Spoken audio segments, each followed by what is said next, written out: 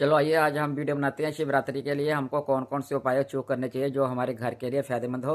हमें उसके लिए बहुत ज़्यादा शिव जी भगवान जी की कृपा हमारे ऊपर बनी रहे। तो हमको शिवरात्रि 15 तारीख को है और संडे के दिन है। आप उस दिन सुबह स्नान कीजिए, स्नान करने के बाद आप मंदिर में जाइए और स्वच्छ कपड़े धारण कीजिए। स्वच्छ कपड़े धारण करने के बाद आप मंदिर में जाएँ। मंदिर में जाने के बाद यदि आपको जैसा-जैसा मैं आपको बता रही हूँ, सब मैं इकट्ठा ही शॉर्ट भी बनाई है मैंने, शॉर्ट और इकट्ठे में वीडियो में बना कर के बता रही हूँ। आपको जिसकी जो-जो प्रॉब्लम है, आप वैसे-वैसे से करते जाइए।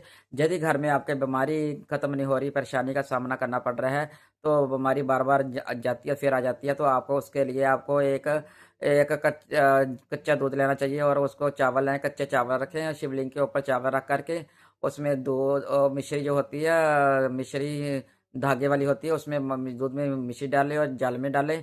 तो जल में दूध मिश्री डाल करके आप शिवलिंग के ऊपर चावल रख के चढ़ाएँ। चढ़ाने से आपके घर में जब वहाँ से नीचे से जल लेकर आएँ, जल लेकर आकर के आपके जो बीमार है घर में उनके ऊपर छिटा दें।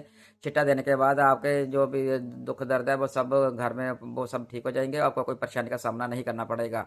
तो आपकी जो बीमारी है थोड़ी-थोड़ी धीरे-धीरे कम हो जाएगी। आप जो है कम से कम 21 बार भी कर सकते हो और 16 सोमवार भी कर सकते हैं, शिवरात्रि के बाद भी आप कर सकते हो। और जिनको कालसर्प योग होता है, जिनको कालसर्प योग होता है कि कहते हैं कालसर्प योग की पूजा करें, तो वो कालसर्प योग की पूजा त्र्यंबकेश्वर में जाकर नहीं करवा सकते। तो वो शिवरात्रि वाले दिन 2 नाग-नागिन लें, 2 नाग-नागिन लेकर के वो उसको धो कर के कच्चे दूध में धो कर के वो शिवलिंग के ऊपर चढ़ा दें। चढ़ाने के बाद उनका जो मुख है वो पूरब की ओर करें और शिवलिंग के ऊपर चढ़ाने से उनकी कहें कि जो मेरा कालसर्प योग है उसको आप नष्ट कर दीजिए, तो शिव भगवान के ही कालसर्प योग होता है वो नष्ट हो जाता है। तो आप शिवरात्रि वाले दिन कालसर्प योग वाले जय उपाय बिल्कुल कर सकते हैं। और जिनके घर में संतान नहीं है तो वो रात के समय वो वहाँ पे 30 दाने कनक के दाने या मक्की के दाने को लेकर के शिवलिंग के ऊपर चढ़ाएँ और दुआ करें कि हमारे औलाद नहीं है, हमें औलाद दे दीजिए। अब शिवलिंग भगवान के पास बैठ कर के 108 बार या 1008 का संकल्प करें, या महामृत्युंजय का जाप करें, या 108 बार जाप करें, या फिर बोले कोई भी बोल बोल सकते हो आप, अपना ओम नमः शिवाय का पाठ कर सकते हैं। और उनका जो पाठ करने के बाद आप जब पाठ करेंगे वो और वो फिर आप अपनी कामना कीजिए कि हे शिव भगवान, मेरे घर अगले साल औलाद हो तो मैं जैसे 30 दाने चढ़ाए या 30 किलो अनाज गिरबों में बाँटूँगा, कुछ ऐसे आप कल्पना कीजिए।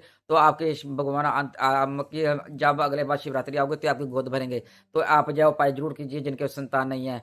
और जिनके घर में बहुत ज़्यादा कर्जा है और कर्जा है, कर्जे से परेशानी है, बहुत ज़्यादा कर्जे से छूट नहीं रहे हैं, आप कर्जा बार-बार कर्जा आ रहा है, उसके लिए आपको चाहिए कि एक दूध दूध लें और कच्चा दूध लें और जल लें, उसमें काले तिल डालें और काले तिल डाल कर के आप शिवलिंग के ऊपर अर्पित करें और उनको बोलें कि हे शिव भगवान, मेरा कर्जे की मुक्ति हो। और पशुपति भगवान का नाम लीजिए, पशुपति का नाम आप नाम लेंगे तो और परिवार में जो कष्ट होगा वो सारे का कष्ट होते हैं, सारे ही दूर हो जाएँगे पशुपति का नाम लेने के बाद। हे पशुपति नाथ, मेरा कष्ट हरो, मेरे परिवार में जो कष्ट भी है, बीमारी है, परेशानी है और बेवजह झगड़ा रहता है, वो भी पशुपति नाथ जी ठीक करो। 108 बार पशुपति नाथ जी का नाम लीजिए आप, उनका नाम लीजिएँगे आप तो उनके लिए बहुत बढ़िया रहेगा आपके लिए। और मैं आपको बता दूँ जो गन्ने का रस होता है कि गन्ने का रस चढ़ाने के लिए जिनके पास संपदा की कमी होती है कि संपदा हमारे घर में भरपूर पड़ी रहे और कभी भी कमी ना आए पैसे की और हमारे घर में पैसे की वृद्धि होती रहे, तो वो जो गन्ने का रस होता है वो उसमें उसके में जो होते हैं बृहस्पति देव होते हैं और चंद्रमा होते हैं वो उसमें खुश होते हैं, गन्ने में ही विराजमान होते हैं। जब आप शिवलिंग के ऊपर चढ़ाती हो तो बृहस्पति और चंद्रमा दोनों मित्र हैं, तो जो शिवलिंग है, शिवलिंग के ऊपर चढ़ाने से शिव भगवान और खुश होते हैं, उनकी कृपा आपके ऊपर बनी रहती है और भरपूर कृपा आपको शिव भगवान की तरफ से मिलती है। और बृहस्पति तो है ही धन के देवता हैं, तो धन के देवता होते हैं तो जो वो चंचल है चंद्रमा तो वो जैसे कहते हैं ना पानी की तरह पैसा आना जाना शुरू हो जाता है जब आप बड़ी श्रद्धा से और बड़ी भावना के साथ चढ़ाएँगे ये गन्ने का रस। और आपको बता दें कि जब हम अभिषेक करते हैं तो हम 5 चीज़ों का अभिषेक क्यों करते हैं? जो दूध होता है हमारे वो हमारे दूध दूध जो चढ़ाते हैं वो हम संतान की प्राप्ति के लिए चढ़ाते हैं। हम संतान की प्राप्ति के लिए दूध चढ़ाया जाता है। जो दही होता है, दही जो होता है वो हमारे लिए दही होता है जो प्रेम का, घर में प्रेम और प्यार बना रहे, घर में प्यार बना रहे। जो घी चढ़ाती है तो वो हमारे घर में दुःख और बीमारी रोग कभी ना आए, सब दूर हो जाएँ उसके लिए घी चढ़ाते हैं। और शहद जो चढ़ाते हैं वो हमारे लिए संप्रदा बनी रहे, घर में पैसे की कोई कमी ना रहे। संप्रदा जैसे शहद मीठा होता है, हमारे पास पैसा पैसे के बिना बंदे की क्या औकात होती है, कोई औकात नहीं होती। तो इसलिए शहद चढ़ाने से हमारे पास संप्रदा की किसी चीज़ की प्रकार की कमी ना कोई हो, और इसलिए वो चढ़ाती है। और शक्कर जो चढ़ाती है वो बच्चे घर में ज़िद्दी ना हो, बच्चे घर में ज़िद्दी ना हो, इसलिए शक्कर चढ़ाई जाती है। तो बच्चों में मिठास बनी रहे, इसलिए ये सारी चीज़ें मिला कर के कुल चढ़ाई जाती है। और जो जो गन्ने का रस हम चढ़ाते हैं उससे हमारे शत्रु जो हमें परेशान कर रहे होते हैं ना, वो लोग तब भी चढ़ाते हैं। गन्ने का रस भी शत्रु शत्रु जो परेशान करते हैं, हमको जीने नहीं देते हैं, हमारे परेशान करके रखा होता है हम लोगों को, हम उसके बचा के लिए हम गन्ने का रस भी चढ़ाएं, और पैसे के लिए ये दोनों के प्रकार के लिए काम आता है।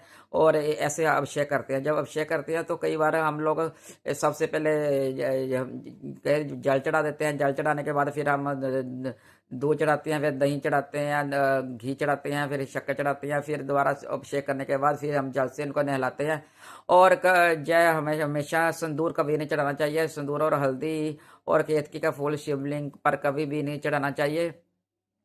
और इनसे और ना ही तुलसी का पत्ते चढ़ाने चाहिए। और शिवलिंग के ऊपर हमेशा शमी के पत्ते भी चढ़ा सकते हैं, और बेलपत्र के चढ़ा सकते हो, और अकत धतूरा भी चढ़ा सकते हो। और इनके साथ बेलपत्री का भी चढ़ा सकते हो। और इसे चढ़ाने से शिवलिंग भगवान और खुश हो जाते हैं। वैसे बात तो आपको क्लैरिटी में यह बता रही हूँ कि भगवान तो भाव के भूखे होते हैं। मैं आपको सीधा बता दूं कि कोई लोगों के पास इतना कुछ नहीं होता, नहीं चढ़ा पाते, तो जाके थोड़ा है भगवान उनको नहीं मिलेंगे, जो चढ़ाएंगे उनको मिलेंगे। भगवान तो भाव के भूखे होते हैं, जितने जैसे आपके भाव होंगे वैसे भावों के अनुसार मिलेंगे। चाहे भगवान शिवलिंग को तो एक लोटा जल ही चढ़ाएं, आप एक लोटा सिंपल जल ही चढ़ा दें, उसमें कुछ भी ना डालें, तो शिव भगवान तो फिर भी खुश हो जाते हैं। इसलिए आप जो टेंशन मत लेके, जो सारी चीज़ें हमने चढ़ानी है, जितनी जितनी आपकी अपनी आपकी आपकी अंदर पावर है या हिम्मत है आपकी, उस हिसाब के अनुसार चढ़ाइए आप। या मत नहीं जो जो मैंने बोल दिया, जो किसी और ने बोल दिया आप वही चढ़ाएंगे, वही करेंगे आप, नहीं। आप सिंपल जल का एक लोटा भी चढ़ा देंगे तो भी शिव भगवान खुश हो जाते हैं। शिव भगवान बहुत भोले हैं, सिर्फ भाव देखते हैं। कोई भी भगवान, आप भाव कैसे है, आप किस भाव से आ रहे हो, इसलिए भाव के साथ पूजा कीजिए और शिवरात्रि का आनंद लीजिए। और आपको यदि अच्छी लगी मेरी बात तो मुझे लाइक कीजिए और कमेंट कीजिए, सब्सक्राइब कीजिए। तब तक के लिए नए वीडियो में हम फिर मिलेंगे, तब तक के लिए राधे राधे जी।